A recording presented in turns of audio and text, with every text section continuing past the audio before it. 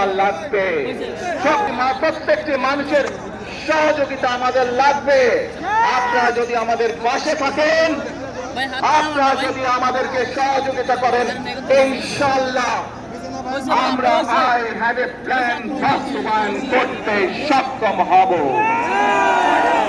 আসুন আমরা আল্লাহ রাব্বুল আলামিনের দরবারে হাত তুলে প্রার্থনা করি, আমরা যেন হে রব্বুল আলামিন, হে একমাত্র মালিক, হে একমাত্র পরওয়ারদিগার, হে একমাত্র রহমত দান করে, হে একমাত্র সাহায্যকারী,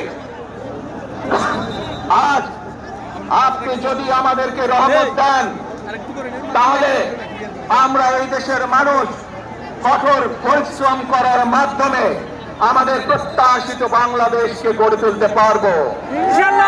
আল্লাহর রহমত এই দেশ এবং এই দেশের মানুষের পক্ষে থাকে, আল্লাহর সাহায্য, আল্লাহর দয়া এই দেশের মানুষের উপরে, দেশের উপরে থাকে। ইনশাআল্লাহ আমরা আমাদের প্রত্যাশিত